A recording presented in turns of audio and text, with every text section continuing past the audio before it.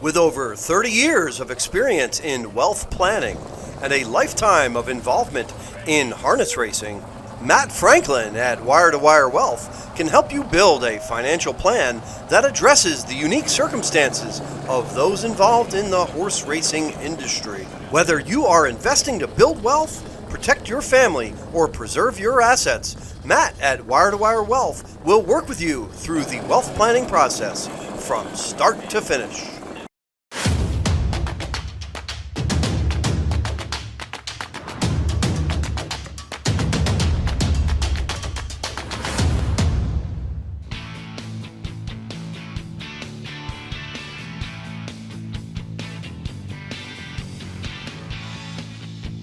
New to Harness Racing Update this year, we have Kyle and Amy Husted. Kyle, Amy, you guys have a pedigree that is black type. Tell me a little bit about your side of the family. My dad is Jimmy Cruz. My grandpa, Jimmy Cruz Sr., he's in the Harness Racing Hall of Fame. He was really successful in New York and California.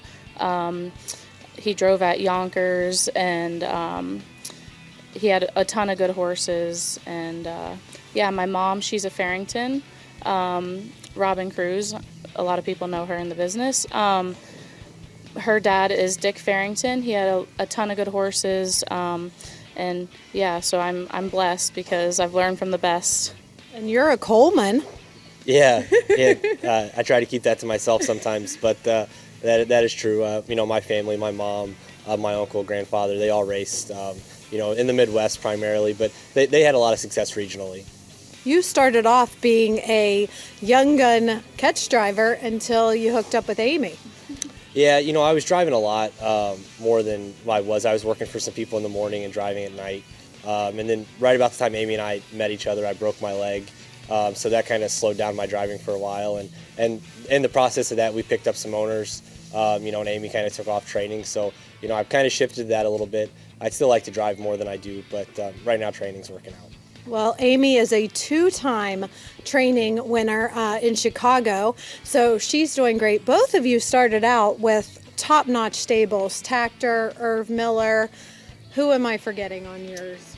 I worked for Nifty for a couple winters there. I helped Nancy the same. Roger Welch had a big influence as well, helping me get started. So, Irv, a lot of good guys I've come up under for a little bit at a time. You started with Irv too, but you were with one of my favorites, Tony Alanya. Yeah, Tony's the best. Learned a lot from Tony and his mom, Donna Lee. I love her. She's the best. Well, she has taught you guys so much, and now your stable is quite successful. How many are we having right now in training? Down here we have 20, and up in Indiana we have 8. Yeah, we have a little more quality than quantity this year, so that's good. Well, let's talk about some of the horses, starting off with Peace Star, an $18,000 purchase from the Illini Classic sale. Yeah, he's a really nice colt. He's done everything right from, the first day he's had a harness on. He's great gaited. He's very willing. He's already really racy. He loves to, a challenge to race another horse, and he's just, he's perfect. He does everything right, and he's just a gentleman on the racetrack. First crop from Tall Dark Stranger, Californiastranger, a $24,000 purchase. Kyle, tell us about him. I went to Lexington. It's actually a filly, but we went to Lexington to buy a trotting colt and left with a pacing filly. So, it worked out. I think she's very willing. She's great gaited. I can't say enough about her. I love the Tall Dark Strangers. I know she was on the lower end side there for purchase price, but, shopping your budget, and I think we got a good one. Kyle, Miraculous, a $47,000 yearling purchase at the Hoosier sale. You had on ears and cheek pieces. Are you trying to quiet it down a little bit? It's actually, that's new rigging for her, but she has gotten a little warm there. I tend to speed a little bit. That's why, you'll see me in the back more than on the front end here. And I just don't want her grabbing at all. And she hasn't been really, so I don't want to get the impression that she is a runaway or something. But she's got a great mouth on her, but I try to keep her quiet. You definitely have to do that probably with racing styles and things like that. You probably want her to be diverse. Yeah, no, she's got to set in a hole. That's the main thing, right? But she does drive nice, but setting in a hole is definitely a top priority. Gotcha. Well, Amy, we saw your mom with Captainess, a $16,000 purchase from the Illini Classic. Yeah, she's a really nice filly. She's put together really well. She's beautiful. She's big and strong. Great gaited. She covers so much ground when she goes. She's very willing. She's just been a pleasure. She's she's got some speed, and just hopefully she digs in at the right time. She is a first crop of Captain Trevor. Yep. Yeah, we weren't really looking at any Captain Trevors, but her video, we loved her video, and when we saw her at the sale, we're like, okay, we're bringing her home. Cheers to that, a $32,000 Hoosier purchase. Yeah, it's probably a good thing you asked me about her instead of Kyle, huh? She's the one that broke Kyle's hand earlier in the winter, but not on the track. She's not too bad on the track. It's in the barn. She's a handful. She's kind of a fighter. She likes to fight everything you want to do to her, but she's really coming along nicely. She had some steering issues early on. We put 2 head pulls on her. She really did not like the 2 head pulls. Finally, we have 1 head pull on her now, and once she stopped fighting it, she's really come along nicely and relaxed, and she's doing everything right so far. So that's all you can hope for. How do you have to adjust when dealing with fillies like that? I know you have to keep them sweet, so. Yeah. Actually, I started taking care of her just, to try to teach her some manners and not, get too upset with her, because she does test your patience a bit. But she's, hopefully if she does make it and when she does start racing, she'll put that fight to good use. I'm sure you'll be quite emotional when she does get to the winner's circle. Both of you, I was so impressed by your professionalism training. You guys do it the right way, finish together. It was really great. You stayed with her. Tell me about the one that I really enjoyed watching, Fox Valley Landon, your 4-year-old. Yeah, he's a good horse. I don't know how good he is. I guess we'll find out this year. We're going to take a shot in the graduate. I think he won, 11 of 13 last year, 11 of 14, something like that. He put in some pretty big miles. He's got a real quick turn of foot. He's come some big halves. He come a half in like 52 and 2 at DuQuoin. So, I want to give him a shot to race the good horses, and I think he deserves that. Stepping up like this, what kind of changes do you have to allow for? Is it different track surfaces, size? What are you doing to prepare him to go to, I believe you said first is Mohawk. and then the Meadowlands? Yeah, so I'm really not going to do anything different to him as far as that goes. I just try to keep him built up, keep him tight. Just try to put as much lungs and work into him as we can. They've got to go 4 quarters with those horses. It's not going to be as easy as Illinois was, not to take anything away from those horses, but, it's definitely going to be a step up. So when will you guys leave out of here? End of April. And you will go to where? To Joe Putnam's farm in Indiana. We are actually going to be talking to Joe since this is his first winter down. Are you guys there then? Have you been there, and is that why Joe decided to come down this year?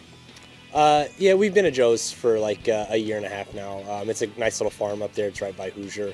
I think Joe kind of come down. We weren't going to come down, and then kind of last minute decided to come down. So, it may play into why he decided to come down with a little stall space opening up. But, we ultimately decided to split the barn up a little bit and come down here and leave some there. Well, Emma is growing up like I was raised. I'm sure you were too. She's out there jogging horses and running around the barn. Oh yeah, she loves the horses, and she's not scared of them, which sometimes I wish she was a little more scared of them than what she is, but she is horse crazy, so. So what happens, Daddy, when she wants to drive? Yeah, I don't think so. I don't, we're a long way from that, but, I pray she has a business that she's able to want to do that in. I think girls can do anything, but I don't want to see her get hurt. I understand. Well, thank you both for taking time, and I wish you the best of luck. Thank you for being first-time HRU 2s in training. Thank you. I'm joined here by Joe Putnam. Joe, this is your first year in Florida. It is my first year in Florida. Now, I did train in South Florida about 23 years ago, but first year in a long time back to Florida, yes. What enticed you to come here to Southern Oaks? Just basically getting older and tired of cold weather, so we decided to come down here and give it a try. I was asking other people about you. They had glowing recommendations for you as a man and trainer, and you also have a couple other businesses as well. Well, my son, actually, he has a shipping business that he started about 4 years ago. And then me and a partner of mine, we have a tech shop at Hoosier Park. So you are quite busy, plus a farm that I heard that Amy and Kyle Husted board at. Oh, yes, we have a training center in Markleville, Indiana. It's about 6 miles from Hoosier Park. So it's, enough stuff to keep us busy. Sounds like it. Let's talk about two of your colts that we saw today. Beyond Cool, a Papi Rob first crop, $80,000 purchase, strong, perfect size. Yeah, really nice looking colt. He's actually a half brother to a horse I raced last year called A Cool Moment, who was, he paced in 47 in a piece. He was second to Confederate in that world record mile at Lexington. So this colt, first crop of Papi Rob, that was exciting, and luckily we were able to purchase him. You know when you're buying Captain, you're getting quality. You have Mh'ithrha, $44,000. Yeah, took a shot on him. First foal out of a nice mare that made a little over $300,000, and you can't go wrong usually with Captaintreacherous. So so far looking good. What do you see the benefits so far of being down here versus up north? Even though this has been unseasonably cool, everybody tells me, and it's my fault. So, Of course it is. but you know what? We haven't been on a frozen track all year. So even though it's been a little cool at times, the track here is super nice, and the weather for the most part is just like today, very nice, and you just gain ground. You're not fighting the elements, and so far so good. Well, welcome to Florida, and thank you so much for taking time to speak to us today at Harness Racing Update. Yeah, I appreciate that. Thank you.